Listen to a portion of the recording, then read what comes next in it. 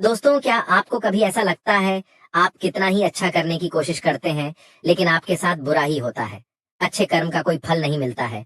उल्टा लोग आपको ही दोष देने लगते हैं, भले चाहे आपने उनका कितना ही अच्छा करने की कोशिश क्यों ना की हो। तो दोस्तों, इसका उत्तर भगवान विष्णु ने नारद जी को दिया है।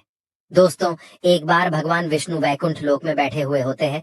तभी नारद जी नारायण नारायण का जाप करते हुए वैकुंठ लोक पहुंच जाते हैं।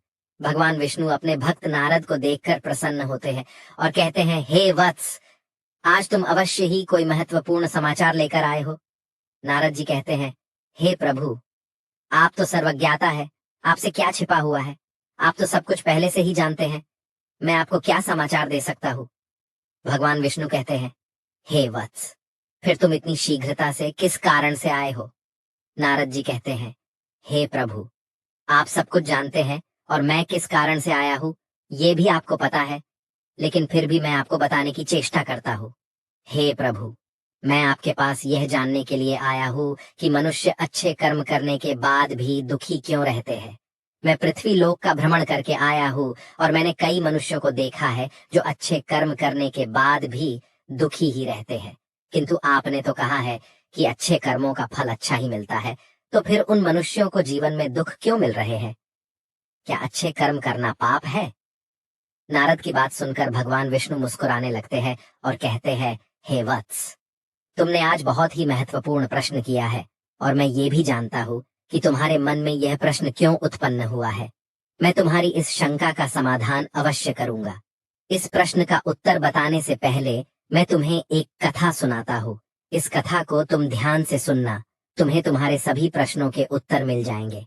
नारद जी कहते हैं, हे प्रभु, मैं इस महान कथा को ध्यान से अवश्य सुनूंगा। मेरा यह सौभाग्य है कि आपके मुख से यह कथा मुझे सुनने को मिल रही है। फिर भगवान विष्णु नारद जी को वह कथा सुनाने लगते हैं। हे वत्स, एक समय की बात है, मध्य देश में एक अत्यंत शोभायमान नगरी थी। उस नगरी में एक किसान रहता था। किसान के पास बहुत सारी गायें, बैल और बहुत सारी जमीन थी। किसान नित्य खेत में काम करता था और अपने परिवार का पालन पोषण करता था। उस किसान के पास किसी चीज की कोई कमी नहीं थी। उसके घर में धन धान्य सब कुछ था। उस किसान की 3 संतानें भी थीं जिनसे वह बहुत अधिक प्रेम करता था। किसान ने अपनी संतानों के लिए बहुत सारा धन और संपत्ति इकट्ठा करके रखी थी ताकि उसकी संतानों को कभी दुख ना झेलना पड़े। किसान अपने बेटों से बहुत प्रेम करता था। वह हमेशा उनका ख्याल रखता था। जो चाहिए वह अपने पुत्रों को देता था। उसने अपने संतानों को पढ़ाया लिखाया, जो चाहिए वह किया। फिर जवान होने पर उसने तीनों लड़कों का विवाह भी कर दिया। लेकिन किसान अपने बेटों को कभी कोई काम करने नहीं देता था। उस किसान को हमेशा डर लगा रहता था कि अगर उसके बेटे खेत में काम करेंगे तो बीमार पड़ जाएंगे। अगर उसके बेटे कहीं बाहर काम करेंगे तो उन्हें कष्ट सहन करने पर डटेंगे। इसीलिए किसान अपने बेटों को कोई काम नहीं करने देता था, हमेशा अपने बेटों की देखभाल करता रहता था। किसान खुद अकेले ही सारे काम करता था। वह कभी अपने पुत्रों को कोई काम करने को नहीं कहता था। उसे लगता था अगर वह अपने पुत्रों को कोई काम करने को कहेगा तो वे दुखी हो जाएंगे और उसे छोड़कर चले जाएंगे। क्योंकि बचपन से ही किसान ने अपने बेटों को बड़े लाड प्यार से पाला था, हमेशा उनके भले के बारे में ही सोचता था। उसके मन में अपने बच्चों के लिए प्रेम था, लेकिन वह किसान नहीं जानता था कि वह कितनी बड़ी भूल कर रहा है। उसे लगता था कि अगर उसके बच्चे काम करेंगे तो वे सभी बीमार पड़कर मर जाएंगे। इसी डर से उसने अपने बेटों को कभी कोई काम करने नहीं दिया और खुद अकेले ही सारा काम करने लगता था। किसान के लाड़ प्यार के कारण उसके तीनों लड़के अब निकम्मे हो चुके थे। उन्हें कोई भी काम नहीं आता था और व्यावहारिक ज्ञान भी नहीं था कि लोगों के साथ कैसे व्यवहार करना चाहिए। घर पर सब कुछ आसानी से मिल जाता था, तो उन्हें बाहर की दुनिया के बारे में ज्यादा कुछ नहीं पता था। अब किसान बूढ़ा होने लगा था और उसे अपने बच्चों की चिंता सताने लगी थी कि उसकी मृत्यु के बाद उसके पुत्र कैसे जिएंगे। उन्हें कहीं खेत में तो काम करना नहीं पड़ेगा। इसी चिंता से वह किसान हमेशा दुखी रहता था। अब बुढ़ापे में उस किसान से काम नहीं हो पा रहा था, जिससे घर की आमदनी कम होने लगी थी।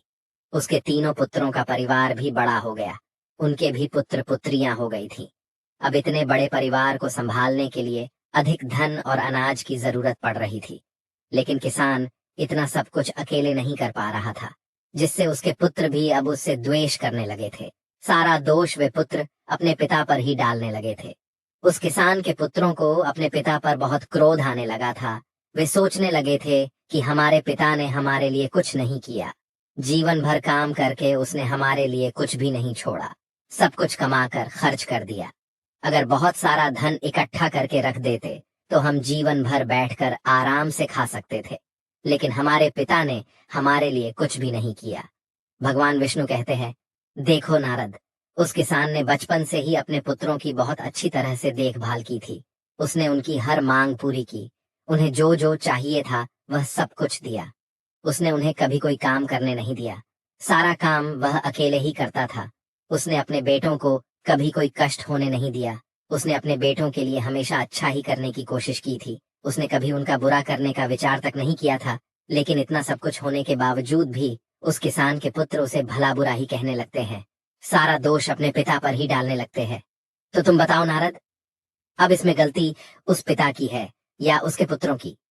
नारद जी आश्चर्य में पड़ जाते हैं और सोचने लगते हैं और कहते हैं, हे प्रभु, उस किसान के पुत्रों की गलती है। उनके पिता ने उनके लिए इतना कुछ किया, अपना पूरा जीवन उन पर नौछावर कर दिया, उन्हें जो चाहिए वह सब कुछ दिया, लेकिन अपने पिता का धन्यवाद करने के बजाय वे अपने पिता को ही दोष दे रहे हैं। फिर भगवान विष्णु कहते हैं, नहीं नारद, इसमें उस किसान के पुत्रों की कोई गलती नहीं है। नारद जी कहते हैं, वो कैसे प्रभु? भगवान विष्णु कहते हैं, हे नारद, मैं तुम्हें समझाता हूं, अब तुम ध्यान से सुनो। हे वत्स, सभी पक्षी एक सुरक्षित घोंसला बनाकर अंडे देते हैं ताकि कोई शिकारी उन्हें न खा सके। जब अंडों से बच्चे बाहर निकलते हैं तो वह पक्षी उन छोटे छोटे बच्चों को भोजन लाकर देता है। वह पक्षी बहुत मेहनत करता है, इधर उधर भटकता है और अपनी छोंच में अन्न भरकर लाता है और घोंसले में बैठे बच्चों के मुंह में लाकर डालता है। लेकिन कुछ दिनों के बाद उसके वह छोटे बच्चे बड़े होने लगते हैं, उनके पर निकल आते हैं और वे उड़ने की कोशिश करने लगते हैं। धीरे धीरे वे सभी उस घोंसले को छोड़कर उड़ने लगते हैं। तब वह पक्षी उन बच्चों को अन्न की तलाश करना सिखाता है और फिर वे बच्चे खुद उड़कर जाते हैं और भोजन ढूंढकर खाने लगते हैं। उसके बाद वह पक्षी कभी उन बच्चों के लिए भोजन नहीं लाता है। ठीक उसी प्रकार से नारद, उस किसान ने अपने बच्चों का लालन पालन करके उनके साथ अच्छा जरूर किया है, किंतु उसने अपने लड़कों को अपाहिज बना डाला। बालक का 5 वर्षों तक लालन पालन करना चाहिए, 10 वर्षों तक उसका ताड़न करना चाहिए, 10 वर्ष के बाद उसके साथ मित्र की तरह व्यवहार करना चाहिए और जवान हो जाने पर उसे कार्य में लगा देना चाहिए। लेकिन उस किसान ने अपने बच्चों को आलसी और निकम्मा बना डाला। उसने अपने पुत्रों के साथ अच्छा करने का सोचकर उनके जीवन का विनाश कर डाला। इसमें सारा दोष तो उस किसान पर ही जाएगा। भगवान विष्णु कहते हैं, हे नारद, अच्छे कर्म करना अच्छी बात है, किंतु जो व्यक्ति अंधा है ही नहीं, उसका सहारा बनने की क्या आवश्यकता है? जो व्यक्ति लंगड़ा है ही नहीं, उसे पीठ पर बिठाकर चलने की क्या जरूरत है? जो जल में तैर सकता है, उसे नाव में बिठाने की क्या आवश्यकता है? जो खुद अपने हाथ से भोजन कर सकता है, उसे खिलाने की क्या जरूरत है? जो पहले से ही बलवान है, उसकी रक्षा करने का कोई औचित्य नहीं है। किंतु मूढ़ बुद्धि मनुष्य निरंतर यह गलती करता है कि वह खुद की मूर्खता को ही अच्छा काम समझने लगता है। किसी धनवान को धन का दान देना अच्छा कर्म नहीं होता है। अच्छा कर्म वही है जहां उसकी जरूरत हो। यदि कोई व्यक्ति अंधा है तो उसे मार्ग पर चलने में मदद करना अच्छा काम होता है। किसी गरीब व्यक्ति को धन का तथा अन्न का दान करना अच्छा कर्म होता है। किसी कमजोर व्यक्ति की रक्षा करना अच्छा कर्म होता है। लेकिन पृथ्वी लोक पर मनुष्य ऐसे लोगों की मदद करते हैं जिन्हें मदद की जरूरत ही नहीं होती और सोचता है कि उसने अच्छा काम किया है। इसी कारण से वे सदैव दुखी रहने लगते हैं। यदि उस किसान ने अपने बच्चों को बचपन से ही खेत में काम करना सिखाया होता तो आज उसके सभी पुत्र खेत में काम करके घर परिवार संभाल रहे होते। लेकिन उस किसान ने ऐसा नहीं किया। उसे लगा अगर वह अपने बच्चों को कोई भी काम करने नहीं देगा, उन्हें कभी कोई कष्ट नहीं देगा, तो बुढ़ापे में उसके पुत्र उसे महान पिता कहेंगे, अपने पिता की प्रशंसा करेंगे कि हमारे पिता ने हमें बड़े प्यार से पाला है, हमें कभी किसी चीज की कमी होने नहीं दी। जो मनुष्य दूसरों से प्रशंसा पाने के लिए अच्छे कर्म करता है, तो उसे उस अच्छे कर्म का कोई फल नहीं मिलता। अच्छा कर्म केवल निस्वार्थ भाव से करना चाहिए। उसके बदले में कुछ पाने की उम्मीद नहीं करनी चाहिए। हे नारद, देहधारी मनुष्यों के लिए पुरुषार्थ ही कर्म है। उसे पुरुषार्थ अवश्य ही करना चाहिए।